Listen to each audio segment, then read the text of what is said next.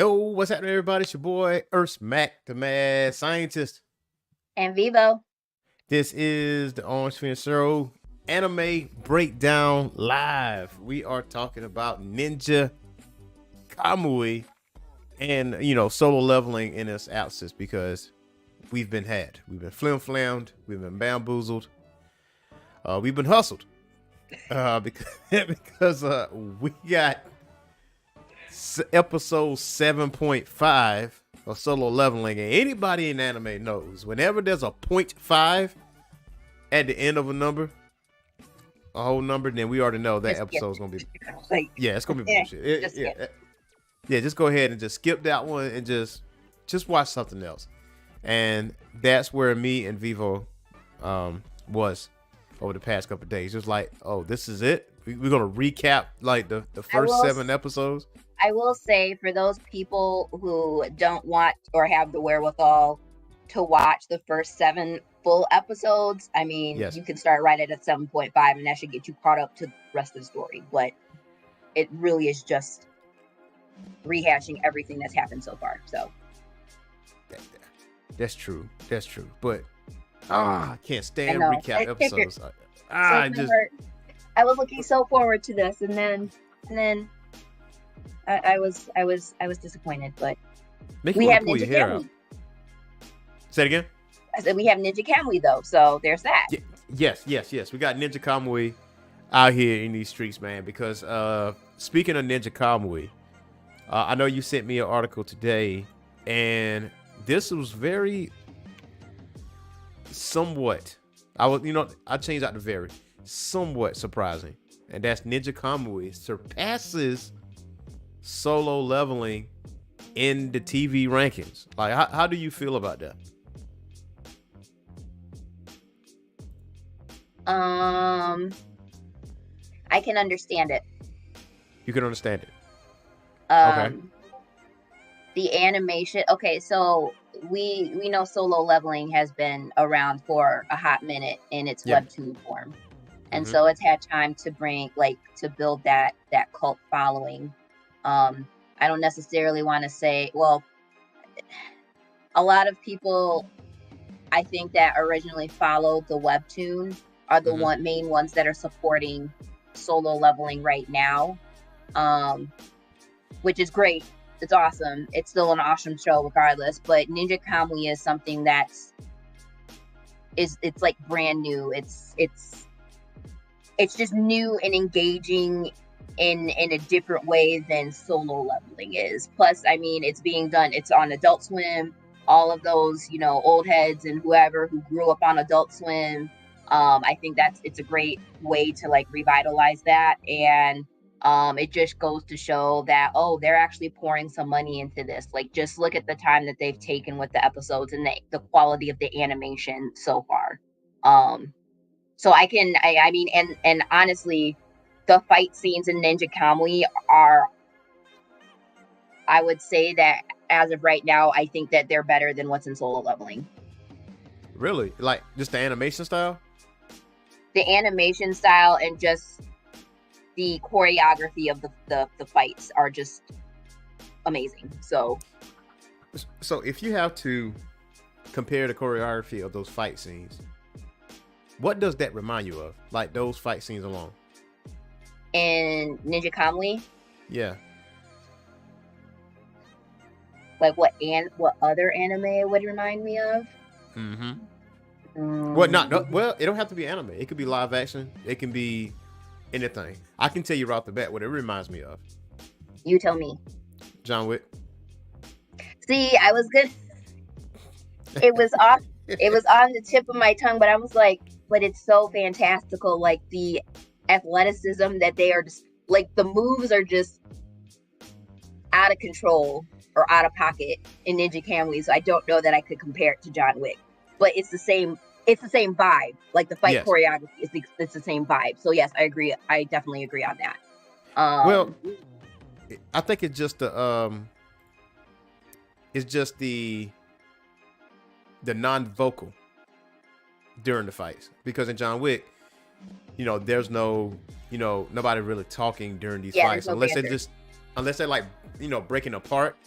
and they're saying something, but it's like little to no dialogue between the two individuals that's fighting. So I said the same thing. Now, through the article that you sent me through AnimeGalaxyOfficial.com, it says while solo leveling anime sits at 95th place on the list, Ninja Kamui is placed 81st with an 8.7 rating on IMDb, having released only 3 episodes so far, and has only overtaken Solo Leveling, but also left behind shows like Attack on Titan, One Piece, You, The Witch, Bridgerton, and Seinfeld. What? Yeah. They could have left Seinfeld off of that altogether. Like, look. I mean, you know, Seinfeld. Okay, Seinfeld is a rather iconic TV series, but I mean, for it to be on the list, that's just an odd thing to put on the list because Seinfeld was over with like years ago, like decades. You know, it's been years. Decades. Why are they still on the list? It's been decades. Exactly. So, unless they're trying to say how popular this anime is, because Seinfeld is very, very popular. So maybe they're trying to compare it in that sense. And I think it's like what you said, the fact that it's on Adult Swim and the fact that you have to watch it on TV.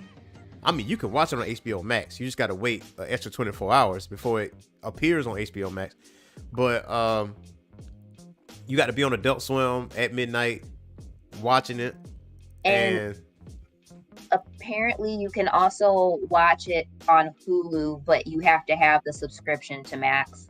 It's also available on Amazon Prime. It's on Prime because that's how I watched it today.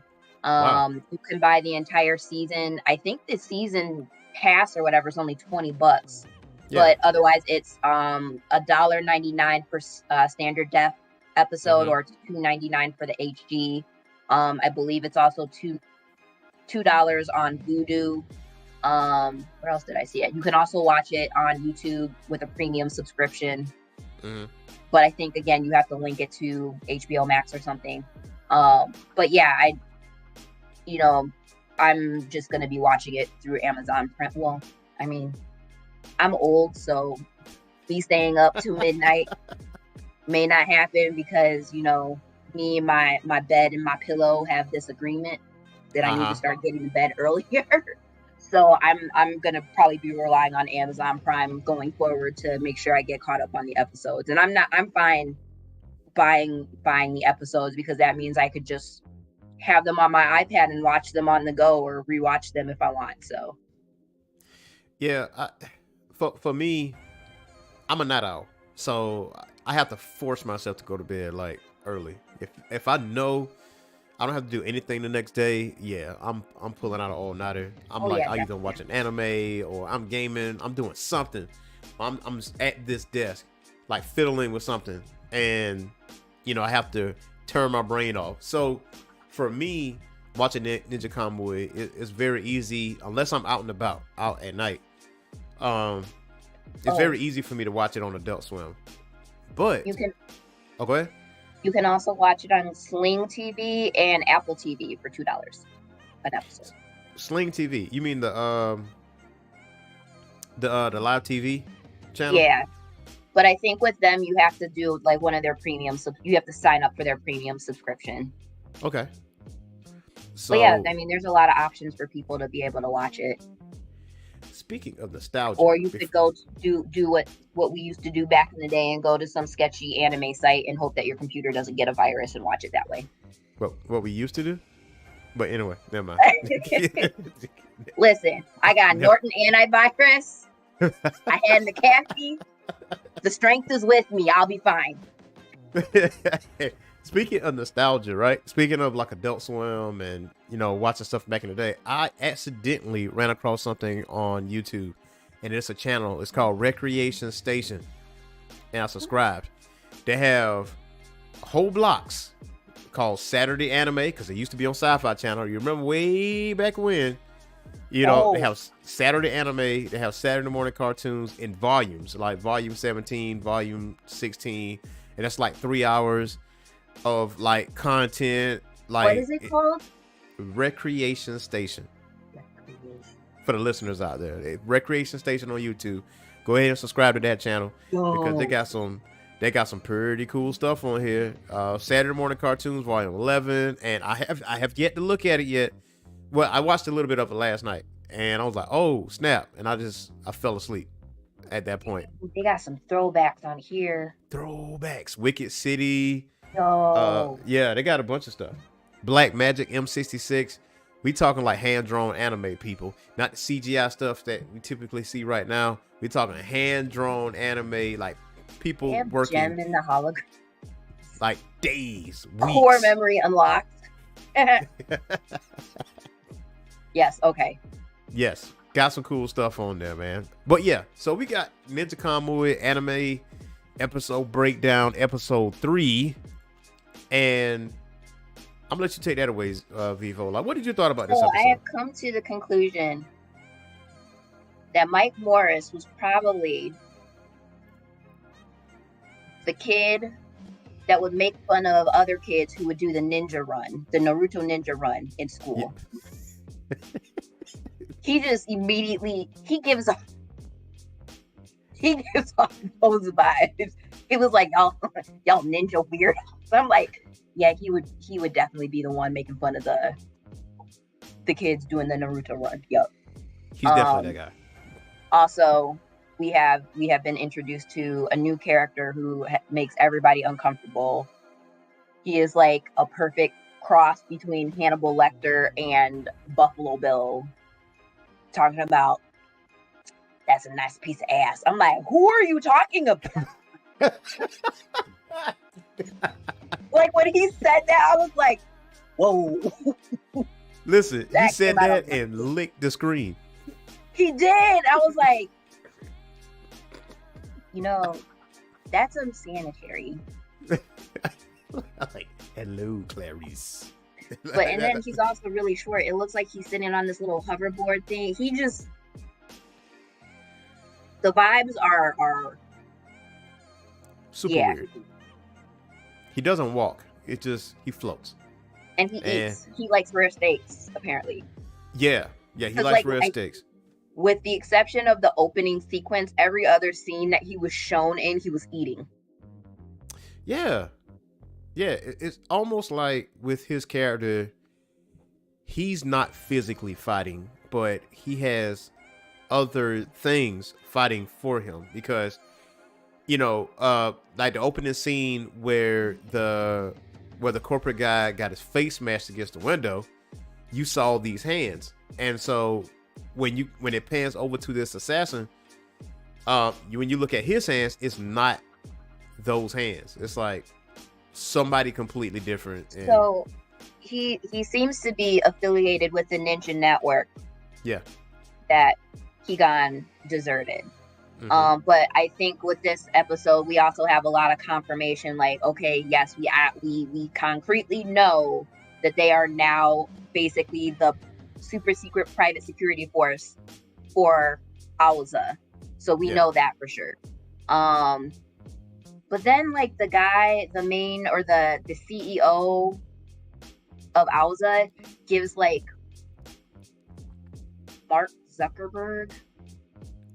He does, don't he? Vibes, and I'm just like, huh? He really does.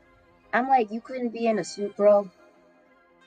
Yeah, he just he's like really carefree. Like it seems like his personality is really carefree, but I feel like that's kind of, I don't know if I would call it a trope, but it feels like in those animes where you have like an antagonist and they have a carefree attitude like that, that just means that they're that much more psycho than everybody else. Yes. And then he was talking about, so we know the head of the ninja clan is Yamagi. Yeah. Because Yamagi showed up to confront him like, don't do that ish again. Like but he was like, well, we were testing, these new weapons, and then next thing we know, Higan is getting into this fight with this other ninja who has like been mechanically enhanced, and was giving him a run for his money. And I was like, so that must be the weapons they were talking about, because That was a good fight too. Yeah. And Morris concluded that the weapons or the sickle that the ninja was using was a special alloy that was created by Alza. Yep. And even though Alza is all over the world, it doesn't have complete control over things. And anybody that says, hey, I don't want to do business with you, they mysteriously disappear because the Ninja Corps go handle that business. Yeah, they're gonna handle that business. And he also testing out. So now with his character being introduced, it did throw me off a little bit because I was looking for him to be a little bit more maniacal, you know, just have a certain different type of personality. But it completely threw me off. And then when the head of the Ninja Corps is like, hey, don't ever do that again. Like, don't do that. You like, know, he kind of, you were looking for like a Lex Luthor vibe. You were looking for like an old school Lex Luthor vibe, and they gave you Jesse Eisenberg, Lex Luthor. Yeah. That's exactly what I got. That's exactly what I got. I am still pissed about that movie. And I will die on that hill. So. Yeah, I didn't like him that well. Not on that. Trying to channel his inner Heath Ledger into a terrible performance, but whatever. So now, one of the things that stood out to me was the Reaper, and he was cool. Yeah, he didn't say a word. It's like he let this man talk all his shit, you know, do his technique on him, well, lack thereof, and then he was like, "Oh, well, I won't miss again." You won't miss again because you won't have an opportunity because you already been stabbed. So, from what the head of the Ninja Corps stated, he said, listen, the Reaper and Joe Higan should never meet. They should never fight each other. And Higan uses a secret technique. That's what the weird Hannibal Lecter assassin was like, oh, he has Zai. Okay, he's one of those guys. That makes him interesting. Uh-huh. But it didn't make him afraid. So, from what I understand, right, he liked the challenge because for his, if anything, what we've seen about his character, because he's also a psychopath, he gets off on that. He literally said it himself. Yeah. He was like, next time send somebody else because I couldn't even get hard off of that. I was like, bro. I said, "Oh, come on now!" Like you're one of those types, okay? It's always one. It's always one. Like whenever there's a group of bad guys and there's certain characters being introduced one by one, there's always one that's super super weird, and he's that guy. Yeah, but I kind of if he like I'm prepared for there to be more weirdness, so we're just gonna have to buckle up. Listen, I'm looking for Konoichi. That's what I'm looking for. I'm looking for. What I really liked was that, so Mike Morris basically fell into, or is falling into, the role that we kind of anticipated him falling into, that of being like the intelligence gatherer. Yeah. And then his partner, is it Emma? Emma, yep. Yes, Emma. She's hilarious. I like her a lot. But when she got all mad about Mike Morris talking junk about her old Volkswagen Beetle, she's a car girl, so that's awesome. Yes. But like when they actually got into the car and it was basically a supercomputer, I was like, oh, she's a hacker. Yes. What? Yeah. So yeah, I believe Higan, I think I wasn't expecting them to be able to really do much of anything because of how the odds were stacked against them, but just seeing what they're having them be able to at least gather as much information as they've been able to gather despite the odds being stacked against them, I have faith for this little ragtag trio that has formed. Oh yeah. Yeah, like now, with Emma, I do like a little I do like the bonding moment with Emma and Higan, because Higan like nah this this car is a classic. You know, it's XYZ, XYZ. And Emma just sticks her head out like, yeah, all right. You got some Like, you coke. got Yeah. good taste. You got good taste. All right, get in the car. I got to show you some stuff. Like, why can't you tell me out here? Like, just get in the car and I will show you. And then like all these screens pop up, like you said. So, yeah, she has a special set of skills, and Morris has a special set of skills. Yep. And yeah, they are good supporting characters. I still feel like there's more to Emma than meets the eye. I don't know. It's just something about her. Just not in a bad way. It just, I feel like she's capable of much more than what she's letting on. Mm-hmm. Morris, however, he's definitely a black character for sure, man. He's just like anytime Literally. I see him on screen, Every situation he's been in, I'ma shoot it. Like, bro, we've established multiple times that bullets are not going to work. I'm pulling the toolie out, man. I don't give a damn. That's what happens. One of these bullets going to catch you. That is what's But gonna the happen. thing that was hilarious though is like, so the assailant that attacked them while they were in the car was on the top of the hood, and he unloaded a clip. Like there wasn't that much hood for the assailant to go to. Nah. He did not not graze him Nah. once. Nah. And he unloaded. It was like center mass too, and I was like, yeah, you should just put your seatbelt on. Just put your seatbelt on. Like soon as he saw the blade, like, oh shit! He's like, pop, pop, pop. he started blasting immediately, and I was like, that the Vito meme from Always Sunny, and I came in, and then I started playing.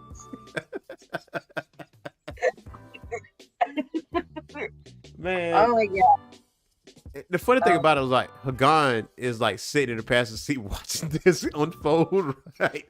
He's like, "Are you done? Are you done now? He was All like, right, I got now it. Can you move? I got this." Like, just lay down, lay down." And so clearly, like Morris and Emma is no match for these ninjas, but Higan is obviously, and that was a spectacular fight on the roof. Like, you know, you see more of his secret technique, or we probably haven't seen his secret technique yet. That's probably just one of them, but still, yet, you know, he was able to handle that business, and it seems like the Hannibal Lecter character, you know, the ninja that's after Higan, has people in his employ or forced employ that do the work for him because he has surveillance and he can actually see Higan's movesets, and maybe he's gathering information before he actually attacks him on his own. And you know, maybe in the next week we will see them face each other and Higan do his job and kill this guy, because I feel like it's gonna be a lot of blood happening. But this episode, I think it slowed down just a little bit for more dialogue to shine through, to give more context, because from what I understand, that it's scheduled for 12 episodes. So Okay. I consider it a waste that beetle, well, I don't know, it got totaled, but it definitely flipped a couple of times. I'm like, damn it, that's a waste, man. Come on now. It's a beetle with a supercomputer in the inside. It like, despite it flipping as much as it did, it didn't sustain as much damage as I thought it was going to be, and that's probably because, again, it's made of actual metal, not plastic like more recent cars. But I feel like Emma's going to have that thing up and running again in no time. I think so. And I did peek the cover up though. Like the whole brawl that was in that restaurant, the restaurant owner got scapegoated. Like he wasn't even there. It's like, was it money laundering? Ain't that what it was? He got caught with money laundering for the Chinese mafia. Like, how random. And Mike was like, he barely even had business. What are you talking about? He was laundering money. Like, yeah, man, the case done closed, bro. You might as well let that go. You don't have to eat that crappy food again. And I was like, no, you're not listening. Like, him and Chinese mafia don't even mix. And like, he better stop trying to make those waves and go the route that Emma told him to go. Yeah, because I think he figured it out though. I think he figured it out to the point where they gave him some papers for leave of absence, so they don't want to take him out because from the bureau standpoint, he's a good agent, but he also deducted, and also with Emma, they deducted that Alza has the FBI in their back pocket. Yep. And other figures as well. And Alza's goal is to have complete 100% control, takeover of everything, all assets, technology, and everything else in between. But you're masking the bad intentions with good. Like, so people on the surface see the technology that you're bringing, but behind the scenes, they don't see all the violence that's taking place and the means of, getting ahead. So that's a good deal. You know what? That reminds me of a series that me and my girl's watching currently, The Shy, and character Duda. Like, Duda is right now, he's the mayor, right? But behind the scenes, he's like second in the command of a street gang. But the crowd don't see it unless it comes out as to be what it is. So, and those type of people are the most dangerous type of people, because you can't just go out there and pop one in them. You're gonna go to jail immediately. Yeah. And everything else get covered up. But so in the future, I say, so I know it ends at episode 3 was a pretty good episode. I do see what you're saying with solo leveling, like the differences, because solo leveling is great by all intents and purposes. It is. I was just pissed at it because it was episode 7.5. Ninja Kamui is not going to do that to us. They're going to say, oh, yeah. Knock on wood. Don't jinx it. But it's on Adult Swim, though. It's on Adult Swim. I seriously doubt they're going to say, hey, y'all, recap episode for Adult Swim. Like, I don't think they're going to do that. I don't think. Yeah. I don't think they ever done that. Can you recall a time that they've done that before? And when was the last time they actually released a new animation for Adult Swim that was completely like, this is in-house, right? Yeah, it's highlighted on Adult Swim. And if they had a new anime outside of Ninja Kamui, it's been a minute, hasn't it? Yeah, I wouldn't have known because of streaming services like Funimation, well, soon to be dead Funimation, Crunchyroll and Hulu and everything else, that streams anime. Adult Swim just moved further and further down on the totem pole, unfortunately. But with Ninja Kamui, I think Ninja Kamui is single-handedly bringing people back to Adult Swim to say, hey, we got to watch Adult Swim because there's other things we can watch episodic-wise. But I think for Adult Swim, what they need to do to keep things going is to have anime that is not on Crunchyroll or Hulu or streaming services and have those as episodic stuff every Saturday. So take out the Dragon Balls, take out the Naruto, take out the One Piece. So basically exclusives. Basically, it's exclusive. Go ahead and get those. Make people watch those. Make people tune in to Adult Swim. That's the way to survive, honestly. Yep.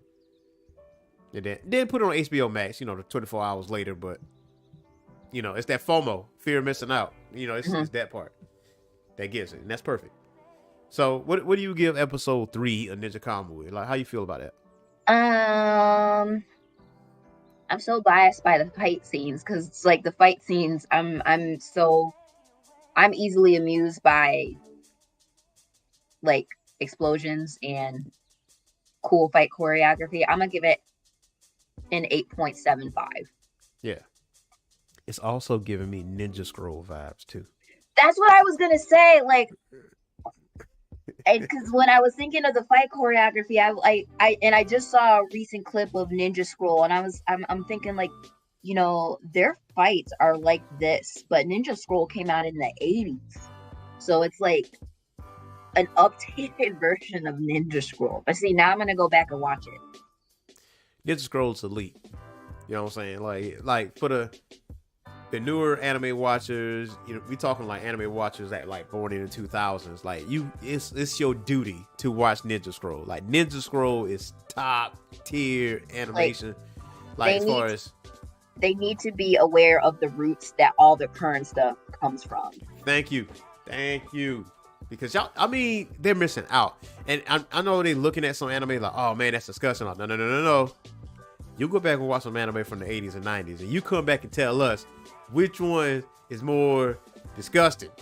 Because like the 80s and 90s pull no punches. It was uncensored, son. Yep. Like it was nah. Talking trauma out here. You would be traumatized. But when I mean by trauma, I mean like the level of violence. That like level of violence is just unmatched out here. And it was all hand drawn. There was no like CGI. To me, to this day, like the absolute best animation that I have seen has been Macross Plus. Like the cinematography on Macross Plus is crazy. Like I don't remember.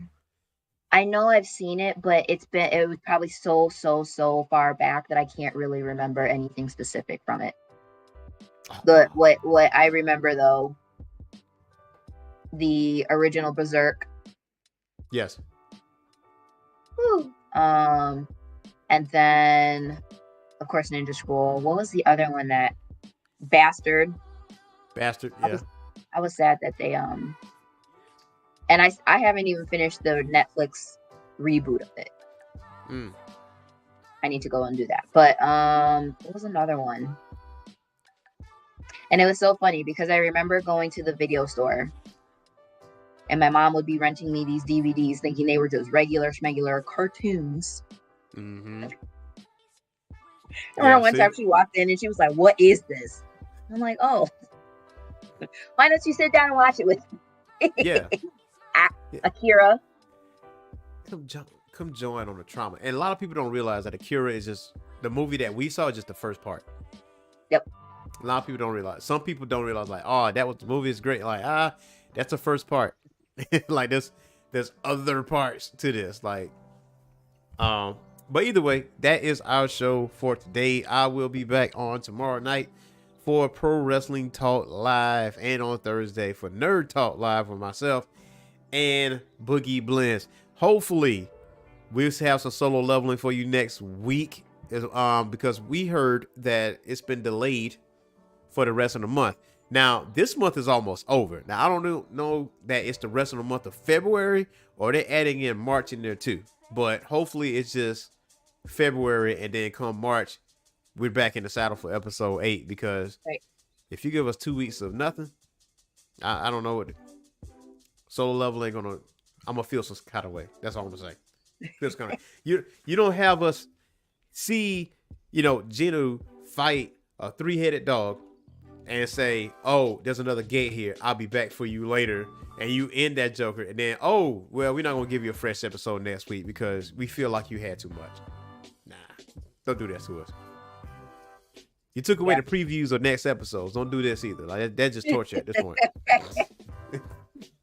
Yes.